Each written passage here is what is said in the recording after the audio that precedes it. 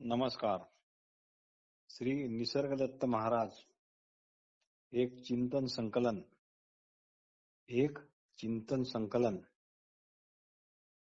भाग 53.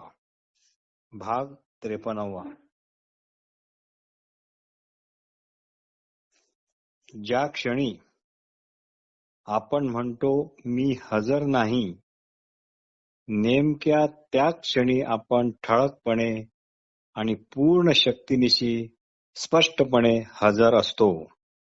हेच शून्यवादाचे रहस्य होय. म्हणजेच शून्याला शून्य म्हणणारा आहे तो फक्त असलेपणाच्याच स्वरूपात आहे. अवांछित असा हा असलेपणा हा मुळातच प्रकाश स्वरूप आहे. अवांछित असा हा असलेपणा हा मुळातच प्रकाश स्वरूप आहे, ज्याच्यामुळे जाणतत्व जाणवते. ते मुळात आकार रंग अमुक तमुक रहित असे आहे, पण हे न कळाल्यामुळे त्याची जागा देहबुद्धी किंवा कायाबुद्धी घेते. म्हणजेच आकार रंग अमुक तमुक सहित असे होते. हेच पक्के लक्षात ठेवले पाहिजे.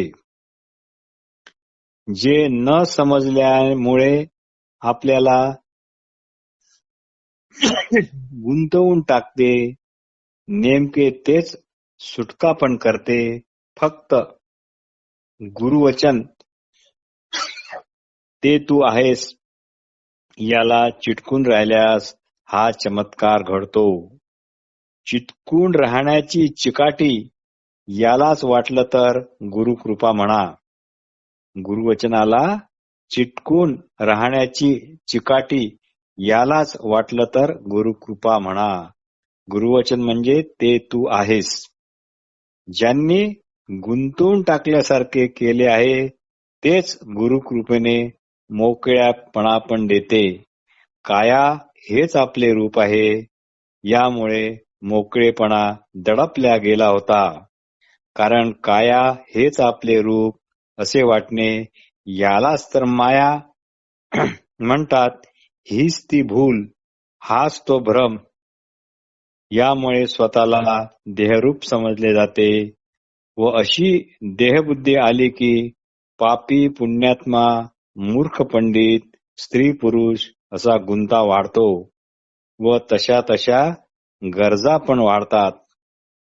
मी देह आहे ही कायाबुद्धी जी चूक उराशी बाळगली जाते.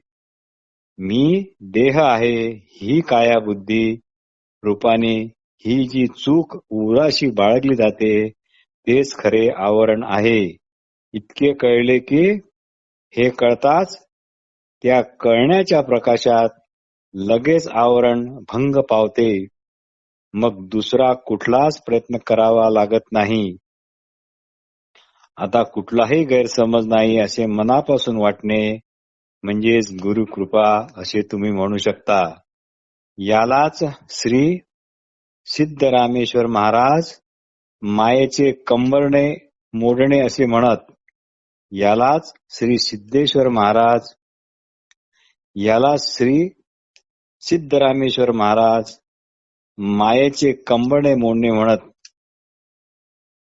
श्री निसर्गदत्त महाराज म्हणतात की अशी ही माया ओळखल्या गेली की ती तात्काळ शरण येते. हे आपल्यावर एका दृष्टीने मायेचे उपकारच समजा. तुम्ही तुम्हाला हवे असे मनापासून वाटत असेल तर मायावी कर्मकांडे एकदम टाकून द्या. मायावी कर्मकांडे एकदम टाकून द्या तरच तुमची ही मागणी पूर्ण होईल. जप तप उपास तापास यज्ञ याग योग इत्यादी ही साधने मायावी आहेत. तुमचा असा हा ग्रह बदला म्हणजेच आग्रह बदला, मग अनुग्रह सदैव तयारच आहे. निसर्गदत्त महाराज म्हणतात, इथे माझ्याकडे मोठमोठे पंडित येतात, वेद वेदांत श्रुती गीता अगदी मुखोद्गत, पण इथे माझ्या समोर त्यातील एक शब्दही ते बोलत नाहीत. उलट ते मला विचारतात, आम्हाला तुम्ही म्हणता तसा अनुभव का नाही येत? आम्हाला तुम्ही म्हणता तसा अनुभव का नाही येत? हाच त्यांचा प्रश्न असतो. ते पुढे म्हणतात, भाषा ज्ञान, नको तितकी माहिती, अतिवाचन, अजून काही बाई वाचतच राहणे, हेच पंडिताचे लक्षण झाले आहे. म्हणूनच हा प्रश्न निर्माण झाला आहे. हे म्हणजे असे झाले की नळाच्या तोटीतून पाणी येते म्हणून तथाकथित पंडित लोकांनी हार्डवेअरचे दुकान फोडून सर्वच प्लॅस्टिक, स्टील, पितळीचे वेगवेगळ्या डिझाईनच्या तोट्या सगळ्या चोरून नेल्या. कारण काय तर त्यांनी ग्रंथात वाचले होते की नळाच्या तोटीतून पाणी येते म्हणून. तोट्या पळवल्या आणि त्या कपाटात सजवल्या. अशा या तोट्यातून आत्मज्ञानाचा एक थेंबही बाहेर पडणार नाही. कितीही तोट्या फिरून फिरून तोडून जरी टाकल्या तरी, कितीही तुम्ही बेजार आणि घामाझोकल झाले तरी पाण्याचा एक थेंब सुद्धा नावालाही येणार नाही. तात्पर्य, इतर सर्व माहीत झाले, पण नेमके उणे काय आहे हे मात्र माहीत नाही. ऐकलेले, वाचलेले यांचे गाठोडे डोक्यावर ठेवल्याने त्या ग्रंथातील ज्ञानाचा प्रकाश डोक्यात पडणार नाही, पण डोक्यावर मात्र उलट त्याचे ओझेच होईल. काय झाल्याने काय होते, काय झाल्याने असेच का होते व असे असे झाले पाहिजे, याकरता काय काय केले पाहिजे, याचा शोध पंडित लोक अर्थात तथाकथित पंडित कधीच घेत नाही.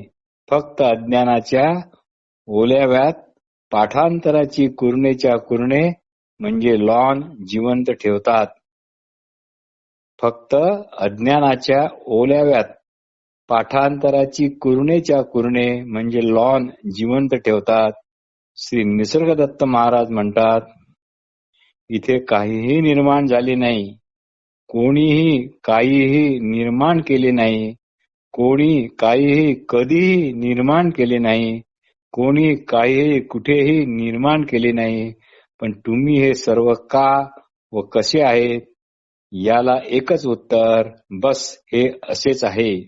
याला एकच उत्तर, बस हे असेच आहे. पण हे पटत नाही. अफाट गर्दी आपण पाहतो.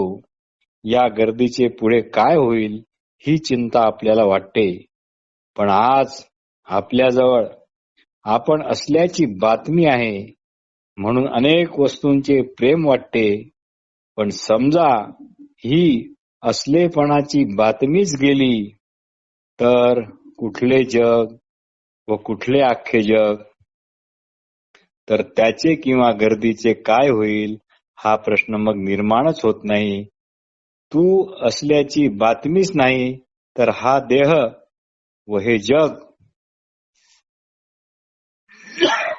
नुसते मळे आहे की खडे आहे हे पण आपल्याला कळणार नाही. व मुळात देह व जग तरी कळणार का याचे पण उत्तर देणाराच नाही तर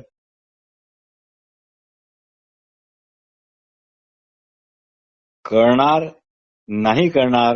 असे पण प्रश्न समोर येणारच नाहीत. आई बाबांनी जन्म दिला, सद्गुरूंनी ते तू आहेस असे सांगून ज्ञानाचे महाबीज हृदयात सोडले व ज्ञान जन्म दिला.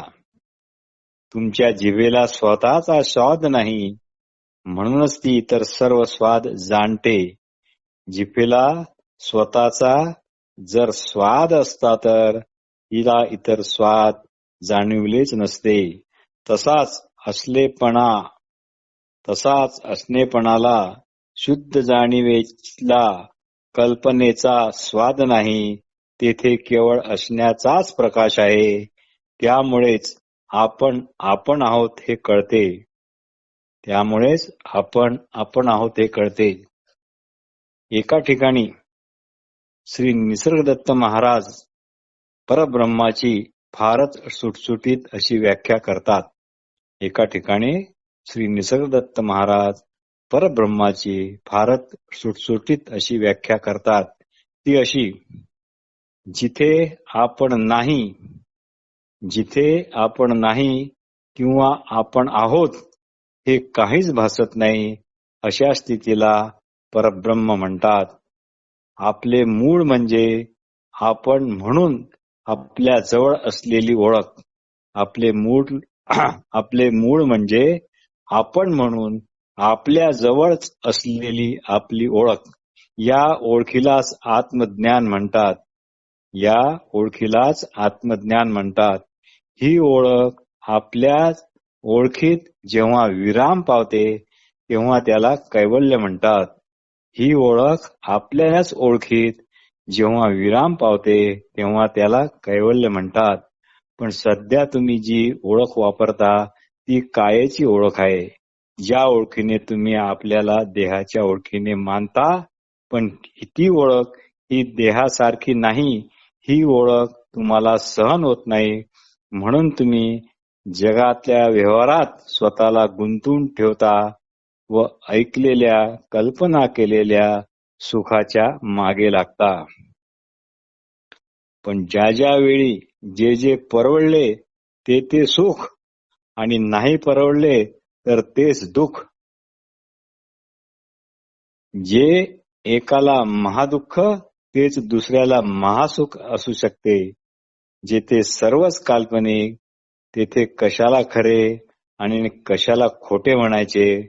फक्त तुम्ही तुम्हीच असल्याची जाणीव म्हणजे आपले असणेपणा हाच खरे खोटे रहित आहे. आपण आपणच असल्याच्या शुद्ध असणेपणाला चिटकून राहणे, यावरच लक्ष ठेवणे हे महाकठीण काम आहे. या ओळखीला आकाराचे स्वरूप देऊ नका. देहासारखे देहा एवढे होऊ नका. जाग, झोप आणि कळतेपणा या तिन्ही अवस्थांचा तू जाणता आहेस. याचा तू जाणता, पण हे जाणते पण विसरल्या गेले व जे जाणवत आहे त्यातच तुम्ही बांधल्या गेले आहात. पण हे जाणते पण विसरल्या गेले व जे जाणवत आहे त्यातच तुम्ही बांधल्या गेले आहात. व या जे जाणवते त्यातच गुंतले राहिल्यामुळे त्याच्या आधी असलेला जाणतेपणा विसरल्या गेला आहे. तुम्ही असल्याचे ज्ञान बीजरूप आहे हे विसरू नका. तुम्ही असल्याचे ज्ञान हे बीजरूप आहे विसरू नका. विनासायस मिळालेल्या असलेपणाचा योग्य वापर करा. विनासायस मिळालेल्या असलेपणाचा योग्य वापर करा. या जाणतेपणाला विसरू नका. या जाणतेपणामुळे जे जे जाणवते त्यात मात्र गुंतू नका. फक्त एवढेच करा. म्हणून श्री सिद्धरामेश्वर महाराज म्हणत, सांगितल्याशिवाय हे सर्व कळणार नाही. सांगितल्याशिवाय हे सर्व कळणार नाही. पण नुसता ऊस गोड आहे हे ऐकविल्याने ऐकणाऱ्याला ऊसाची गोडी कळत नाही. ऊस गोड आहे हे ऐकविल्याने ऐकणाऱ्याला ऊसाची गोडी कळत नाही. याकरता ऊस स्वतःच चाखण्याची कळकळ होवी. याकरता ऊस स्वतःच चाखण्याची कळकळ होवी. ज्या जमिनीत केशर पिकते म्हणजे जिथे शुद्ध जाणतेपणा आहे. ज्या जमिनीत केशर पिकते म्हणजे जिथे शुद्ध जाणतेपणा आहे. त्या शेतात इतर दुसरी पिके म्हणजे शुद्ध जाणतेपणाने जे जे जाणवते असे. त्या शेतात इतर दुसरी पिके म्हणजे शुद्ध जाणतेपणाने जे जे जाणवते असे हे पीक घेणे सर्वथा अयोग्य होय.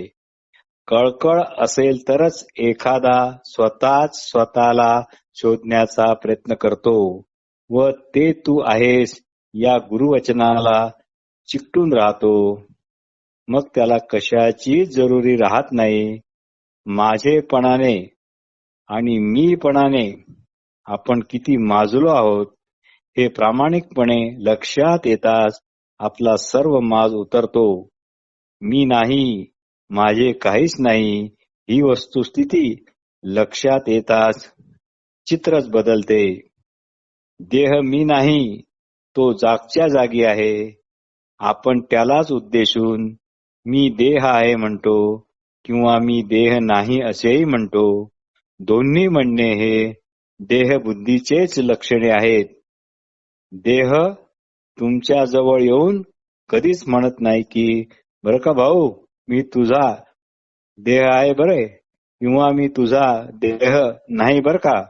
ही अशी काया बुद्धी गेली की बायका मुले धनदौलत पैसा अडका हा देहाचा संसार आहे हे लक्षात येते. हीच मोक्ष लक्ष्मी. लक्ष्मी म्हणजे लक्ष अधिक मी. लक्ष्मी म्हणजे लक्ष अधिक मी, म्हणजे मीवरच सर्व लक्ष, असणेपणावरच सर्व लक्ष, म्हणजेच मी कोण याचा शोध घेणे. म्हणून मी माझेपणा सोडा आणि मोकाट व्हा. नमस्कार.